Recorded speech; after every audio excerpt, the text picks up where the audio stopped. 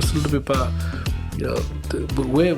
where you are now, and what does that future look like for yourself, for the organisation, and also for the sector? So there's a few things there that I've just thrown at you. Take that as it is, really. So where's the future for yourself, for the businesses, and for the sector? Is there reason for optimism? Is there some? Can you share some optimism? Yeah, absolutely. I think there's some change coming that we don't know what it looks like yet. The noise from all political parties at the moment is around some form of apprenticeship levy reform. Okay. So extending that out. Now, it strikes me that during apprenticeship last week, in conversation with Robert Halfern and others, there was a lot of talk about higher technical qualifications. There was a lot of talk about multiply. There was talk about T-levels and apprenticeships, and they were the main topics. Okay. So you expect it to be all about apprenticeships, but no, there was talk about all of those other things as well. And I wouldn't be at all surprised if the levy reform is less of a reform and more of a let's use the money for doing some other things as well, specific qualifications and everything. It feels to me as though that might be coming, and there still is that sort of, Robert talks about his ladder of opportunity. Yeah.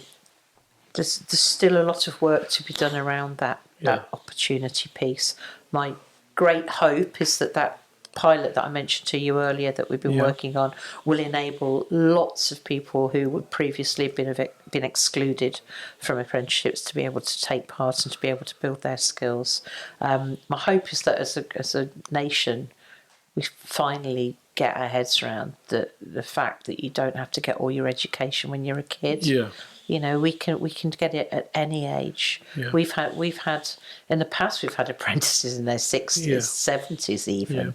People who've still got a lot to give. Yeah. And on a personal level, I would say, there's life in the old dog. Yeah, she's still around. I might be 60 years old, but I'm having had both my knees replaced. I'm intending to wear them out as quickly as I possibly can. So there's still a lot more that I can give to the sector, and there's a lot of informal stuff that I think is really valuable. I go along to people's conferences and I do a lot of networking, a lot of talking.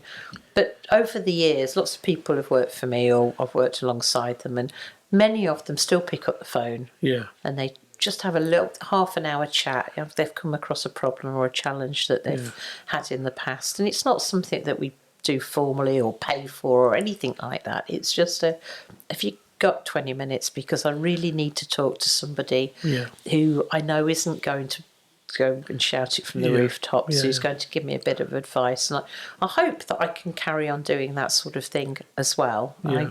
I think because, as you say, I'm reasonably well known. People know who I am in the sector, and I think being approachable as well, then being able to help other people is great. And I'm privileged. I'm really privileged. I've had a fantastic career. I work in a sector which I absolutely adore. I give back to the hospitality and care sectors that have given me this facility to be who I am. And I'm a really lucky woman. Canny Conversation Podcast Series 5 by Safaraz Ali.